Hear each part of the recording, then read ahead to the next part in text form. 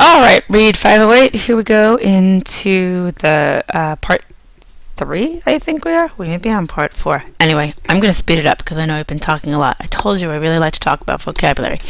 Anyway, so we've got these tiers of words. So thinking about words in 3 tiers is a really useful tool for thinking about which words you're going to select for instruction.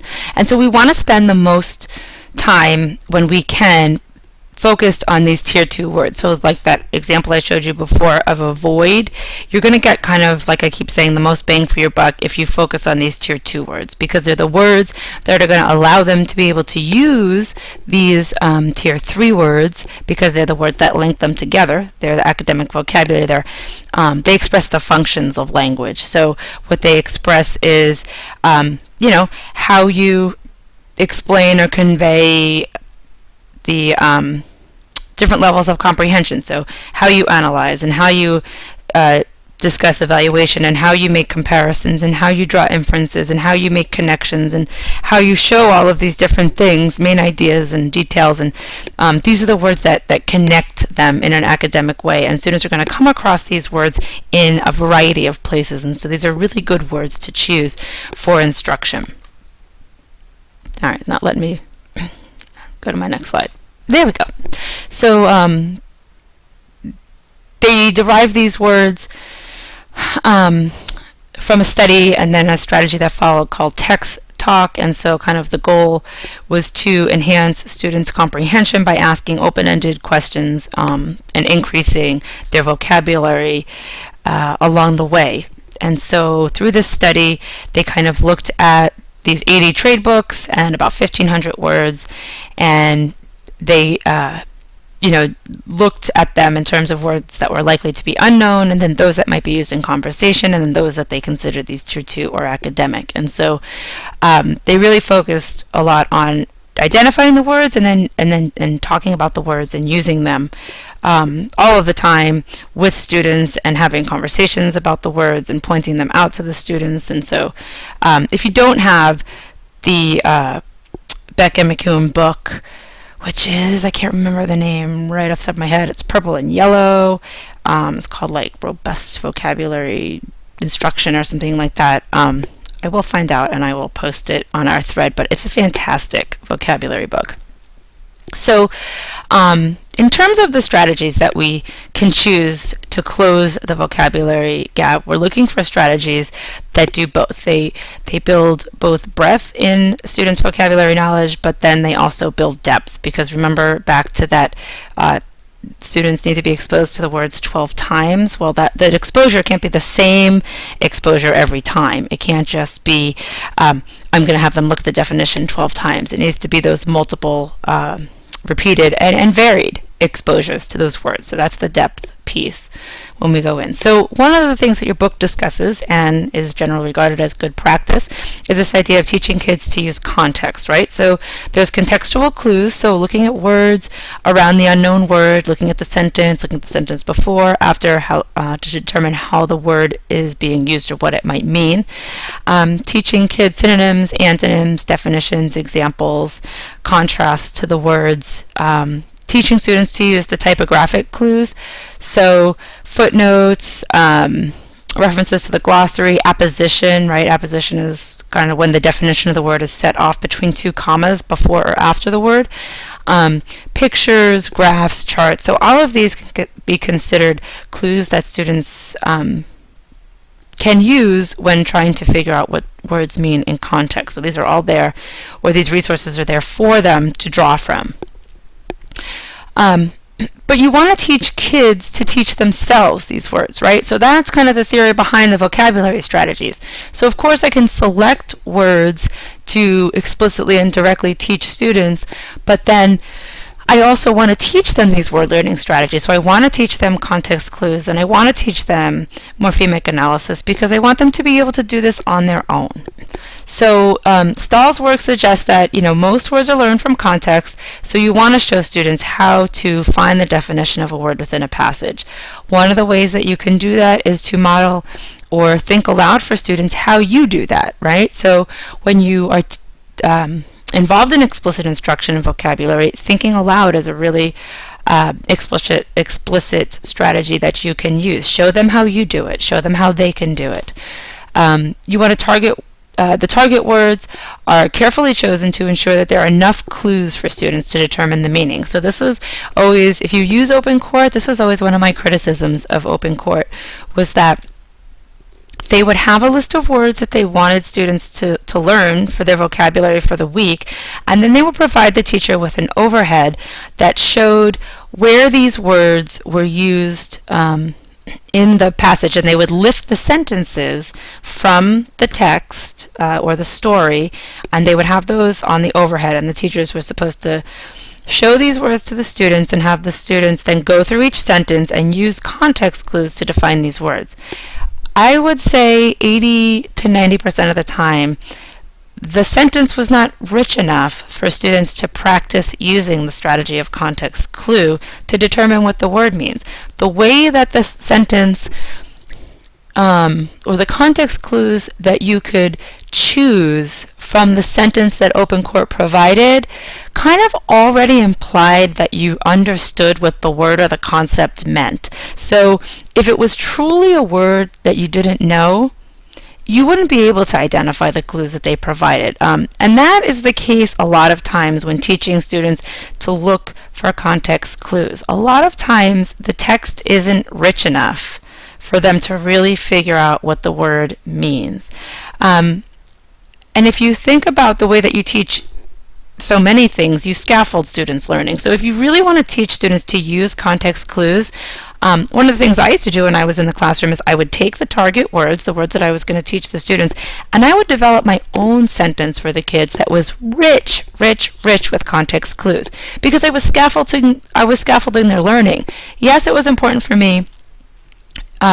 me that they understand what that word meant, but more important to me was that they practice using the strategy of context clues. So in the beginning of the year, I'd give them these sentences that had tons of clues in it so they could practice using the strategy. And then as we went through the year, I would kind of, pull off kind of how rich the context was so that they could practice using them how they're likely to encounter them, which is not with a ton of context. You can also teach students the value of synonyms and antonyms, and teach them this idea of approximation, or guessing what you think it means, plugging it in, and then seeing if the context makes sense. So one of the other things that's important to remember when teaching students' vocabulary is to really understand what you want them to do with the vocabulary, right? So don't assume that they know what the task is, which is learning a new word from the context of that book. So this is that idea of scaffolding again. So you may want to put students in groups to practice using context clues. You simplify the materials. You provide really good examples. You may need to use graphic organizers. You may need to do a little bit of pre-evaluation of whether or not they understand that word. So and this is just good practice for any type of explicit instruction. Another strategy to use with students for teaching vocabulary is questioning to evaluate student understanding. So you can have students answer a question about one of your target words to show that they have an understanding of that word. And so this is that idea again too of multiple exposures, right? So I can do some work with the definitions and I can do some work with the words in print, but then this is one way that we can talk about words. So I can ask them questions. So I might ask them, let's say nervous was our word. Name 3 situations that make you feel nervous. Well, this isn't them just giving me a sentence with the word nervous in it. I need to hear them explain something that makes them nervous, and from what they choose to describe, I'm going to get a good idea of if they understand what the word nervous means, right? What are 3 words that describe your heritage? So if heritage was our target word.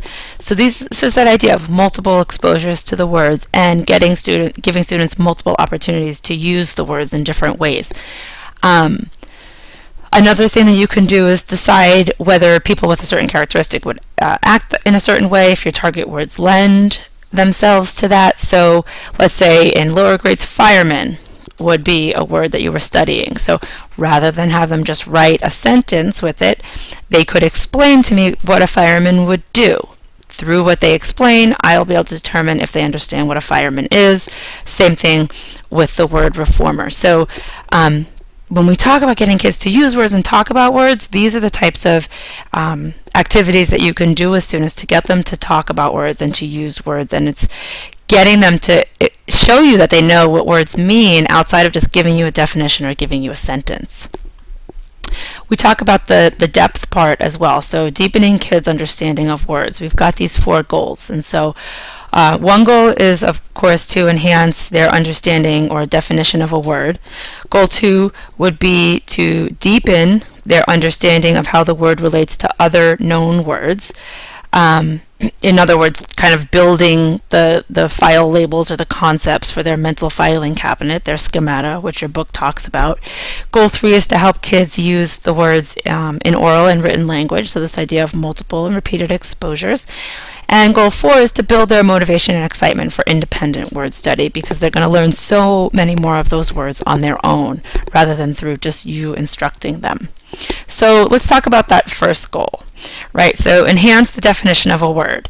So when we talk about definitions, we also want to make sure that we're getting outside of just what a dictionary or a glossary can provide. It's not that you shouldn't teach students how to use the dictionary or glossary, because it's a very, very valuable tool, but it shouldn't be the only way that they figure out the definition of words, and it shouldn't be the only definition that they get to see. Because really the purpose of a dictionary or a glossary is to define as many words as it can within the confines of its, front cover and back cover. And so the way that you include more words is to make the definitions as succinct as possible.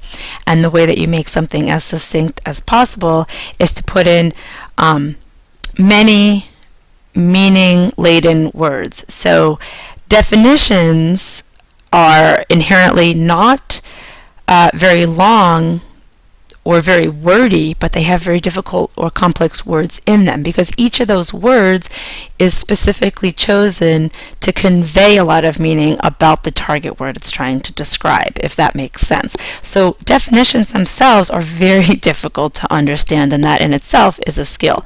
And so coming up with what we call those student-friendly or definitions that are rich with meaning. So let's say dark room. This would be a great example of the type of definition you would have students do. It explains it. A dark room is a room for developing photographs that has very dim special light and running water.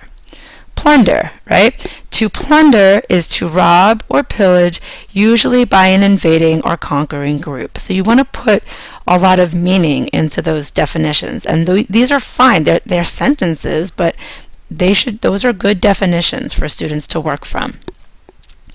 Having students play games, right? So when we're talking again about enhancing the definition of a word, so giving them these definitions and then having them act out a word's meaning, or having them work together as a group to define that target word and present their definition to the class. This was something I would have my kids do. I'd put those very rich sentences, which often might look like this, and I'd say, now come up with a definition for plunder. How are you going to describe that in just a few words? And that group would then go together and they'd come up with how they would say it. Word substitution. So teammates would replace a target word in a sentence with another word that means the same thing. So you're getting them to practice that idea of approximation. Word guess. Giving, as few clues as possible and having them guess the word. So this is all kind of deepening their understanding of the definitions of the words. That second goal is we want to build their categorical knowledge of words. So giving them activities that help them sort the words into categories and subcategories. Can you show or represent how you know or understand words in a mind map or a graphic organizer? Oh, sorry, that was from a presentation, that little note there. But teaching kids strategies for sorting words together, like words, unlike words, words that have similar meanings, words that use similar prefixes, is a really valuable tool for vocabulary instruction. And I'm going to pause you right there, and we're going to pick up on what is going to be the last screencast for this week.